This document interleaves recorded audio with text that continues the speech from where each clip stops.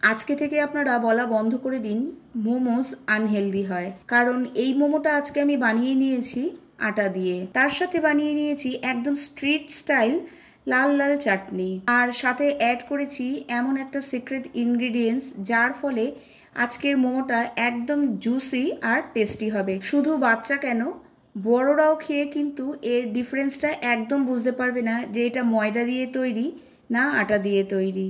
আজকের চটপটা হেলদি মোমোস অবশ্যই আপনাদের ভালো লাগবে, কথা দিলাম।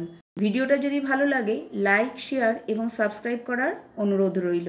সবার প্রথমে এখানে আমি কিছু সবজি চপ করে নেব। আপনারা এখানে আপনাদের পছন্দ অনুযায়ী যে কোনো ধরনেরই সবজি নিতে পারেন। এখানে আমি বাঁধাকপিটাকে গ্রেট করে নিচ্ছি। আপনারা চাইলে যে কোনো হ্যান্ড চপার অথবা মিক্সার গ্রাইন্ডারও ব্যবহার করতে পারেন। এখানে আমি ছোট বাঁধাকপির অর্ধেকটা নিয়ে নিয়েছি। এর সাথে আমি নিয়ে নিয়েছি দুটো মিডিয়াম সাইজের গাজর, ক্যাপসিকামের অর্ধেকটা, দুটো মিডিয়াম সাইজের পেঁয়াজ, আর আদা, রসুন আর কাঁচা লঙ্কাকেও আমি এখানে ফাইনলি চপ করে নিয়েছি। এবার একটা কড়াইতে নিয়ে নিয়েছি 2 টিস্পুন তেল। তেলটা ভালো করে গরম হয়ে গেলে এর মধ্যে আমি অ্যাড করে দিলাম 2 টেবিল স্পুন চপ করা আদা, রসুন আর কাঁচা লঙ্কা। একটুখানি নেড়ে চেড়ে এর মধ্যে অ্যাড করে দিলাম যে মিডিয়াম সাইজের পেঁয়াজটাকে আমি চপ করে রেখেছিলাম। হালকা একটু নেড়ে চেড়ে এখানে অ্যাড করে দিলাম গাজর, বাঁধাকপি, ক্যাপসিকাম, আর তাতে অ্যাড করে দিলাম 1 টিস্পুন নুন, 1 টিস্পুন গোলমরিচ পাউডার। কোয়ান্টিটি আপনারা আপনাদের পছন্দ অনুযায়ী কম বেশি করতে পারেন। আরও এখানে অ্যাড করে দিলাম 1 teaspoon soya sauce, 1 teaspoon tomato ketchup. High ফ্লেমে 1 থেকে 1.5 মিনিট সবজিগুলোকে সটে করে নিতে হবে। বেশি ওভারকুক করার কোনো প্রয়োজন নেই। এখানে দেখা যাবে যে সবজিগুলো থেকে জল ছাড়তে শুরু করেছে। এই সময় আমি ব্যবহার করব আমার সিক্রেট ইনগ্রেডিয়েন্টস। একটা ছোট বাটিতে আমি নিয়ে নিয়েছি 1 টেবিল স্পুন আটা আর 2 টেবিল স্পুন জল। এটা আমি অ্যাড করে দেবো সবজির মধ্যে। এটা সবজির মধ্যে অ্যাড করলে সবজির মধ্যে একটা বাইন্ডিং চলে আসবে। তাহলে কি হবে, মোমো যখন আমরা তৈরি করব তখন মোমোটা ফেটেও যাবে না, আর মোমোর আকার দিতেও আমাদের কোনো রকম অসুবিধা হবে না। তবে এটা অ্যাড করা বা না করার মধ্যে স্বাদের কোনো রকম হেরফের হবে না। তবে এভাবে মোমোটা তৈরি করলে, মানে মোমোর ফিলিংটা যদি এভাবে তৈরি করা হয়, তাহলে মোমোটা কিন্তু ভীষণই জুসি আর টেস্টি হবে। সবজি থেকে জলটা বার করে দিলে কিন্তু মোমোগুলো ভীষণ ড্রাই লাগে, জুসি মোটেও লাগে না। স্লারিটা যখন খুব ভালো করে মিশে যাবে, মানে সবজির মধ্যে একটা বাইন্ডিং চলে আসবে, তখন এর মধ্যে আমি অ্যাড করে দিলাম 1/2 কাপ স্প্রিং অনিয়ন। স্প্রিং অনিয়নটা যদি আপনাদের কাছে থাকে সেটা কিন্তু অবশ্যই ব্যবহার করবেন। আর স্প্রিং অনিয়নের যে হোয়াইট পার্টটা আছে সেটাও কিন্তু আমি এখানে ব্যবহার করেছি। সব কিছু মিলিয়ে 1/2 কাপ ব্যবহার করেছি। মোমোর স্টাফিং কিন্তু একদম রেডি, দেখতেই পাচ্ছেন। আর এখানে চাইলে আপনারা আরও কিছু অ্যাড করতে পারেন, যেরকম পনির, মাশরুম, তারপরে সয়াবিন, অনেকে অনেক রকমভাবেই, বা চিকেন, অনেক রকমভাবেই কিন্তু এই স্টাফিংটা তৈরি করে থাকেন। এবার আমি এটাকে একপাশে রেখে দেবো ঠান্ডা করার জন্য। এরপর আমি বানিয়ে নেব মোমোর জন্য লাল লাল চাটনি, যেটা ছাড়া মোমো কিন্তু একদম ইনকমপ্লিট। তার জন্য এখানে আমি নিয়ে নিয়েছি একদম লাল লাল দেখে 3টে মিডিয়াম সাইজের টমেটো। টমেটোটাকে এখানে আমি একটু পুড়িয়ে নেব। গ্যাসের ফ্লেমটাকে মিডিয়াম রেখে ঠিক এভাবে উল্টে পাল্টে আমি টমেটোগুলোকে একটু পুড়িয়ে নিচ্ছি। এভাবে পুড়িয়ে নিলে চাটনির মধ্যে কিন্তু একটু স্মোকি ফ্লেভার চলে আসবে, যার ফলে চাটনিটা কিন্তু অসাধারণ খেতে লাগবে। যতক্ষণ পর্যন্ত না টমেটোটা একদম সফট হয়ে যায় বা এর থেকে যে ওপরের যে স্কিনটা আছে সেটা আলাদা হয়ে যায়, ততক্ষণ পর্যন্ত কিন্তু আমাদের টমেটোটাকে পুড়িয়ে নিতে হবে। টমেটোটাকে আমি একপাশে রেখে দিয়েছি ঠান্ডা করার জন্য। ততক্ষণে আমি মোমোর জন্য আটাটা মেখে নেব। তার জন্য এখানে আমি নিয়ে নিয়েছি 2 কাপ আটা। মোমোর আটা মাখার জন্য কোনো রকম তেল বা নুন ব্যবহার করার দরকার নেই। এতে কিন্তু মোমোটা কিন্তু খুবই ভালো হয় ঠিক এইভাবে আটা মাখলে। অল্প অল্প জল দিয়ে আটাটাকে শক্ত করে মেখে নিতে হবে। বেশি জল দিয়ে নরম করলে কিন্তু চলবে না। আটাটা বেশি নরম হয়ে গেলে মোমোর শেপটা ভালো করে দেওয়া যাবে না। আর খুব ভালো করে যতক্ষণ পর্যন্ত না ওপরের সারফেসটা একদম মোলায়েম হয়ে যায় ততক্ষণ পর্যন্ত কিন্তু আটাটাকে মেখে নিতে হবে। এখানে দেখতেই পাচ্ছেন আটাটাকে কিন্তু আমি শক্ত আর মোলায়েম করে মেখে নিয়েছি। ওপরটা একদম স্মুথ। আরেকদিকে টমেটোটাও ঠান্ডা হয়ে গেছে। টমেটোর খোসাটাকে এবার আমি ছাড়িয়ে নেব। টমেটোর খোসাগুলোকে খুব ভালো করে ছাড়িয়ে নিয়ে আমি ছোট ছোট করে টুকরো করে নেব। এবার আমি এটাকে দিয়ে দেবো মিক্সার জারে। মিক্সার জারে দিয়েই আমি টমেটোর একটা পেস্ট বানিয়ে নেব। তবে এখানে খুব স্মুথ পেস্ট আমি তৈরি করব না, একটু গোটা গোটা থাকবে। এবার এখানে অ্যাড করে দিচ্ছি 1 টেবিল স্পুন চিনি, 1 টিস্পুন কাশ্মীরি লাল লঙ্কার গুঁড়ো আর একটা হাফ পাতিলেবুর রস।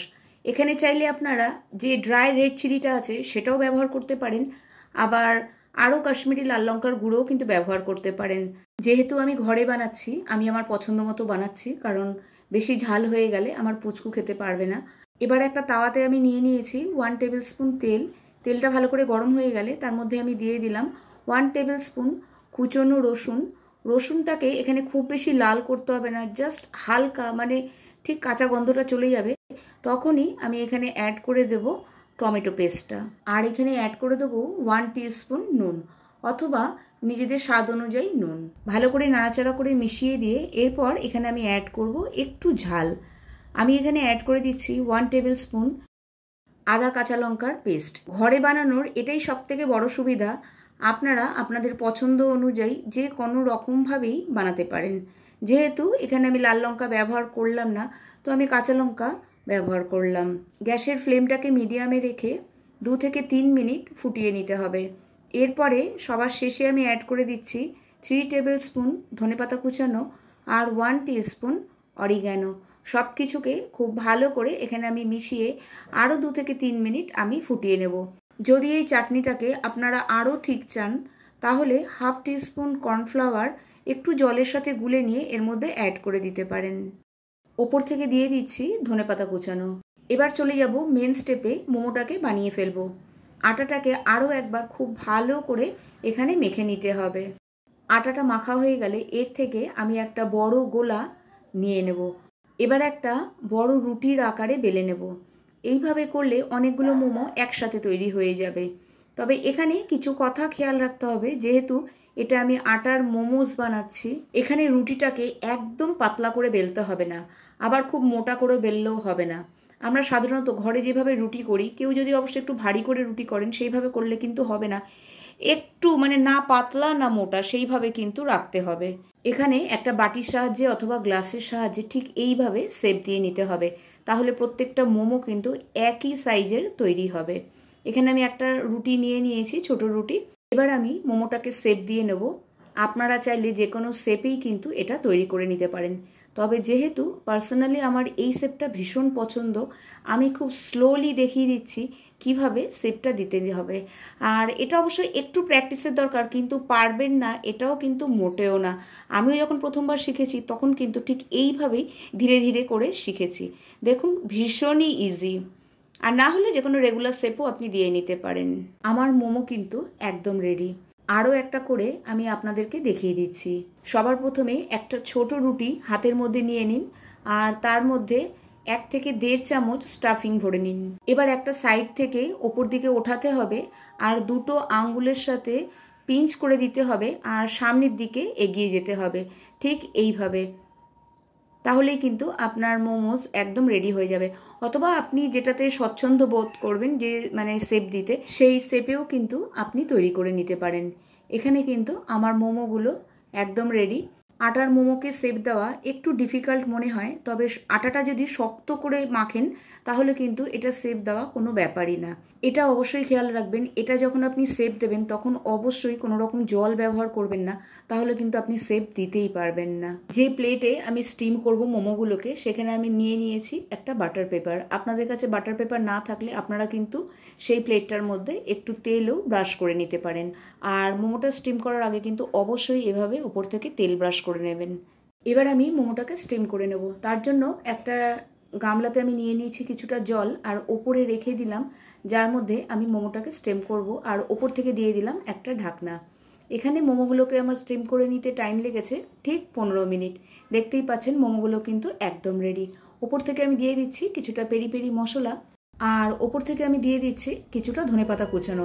এভাবে করে দিলে একদম দেখতে স্ট্রিট স্টাইল লাগে। আর আপনাদের কি দেখে একবারও কি মনে হচ্ছে যে এটা আটা দিয়ে তৈরি?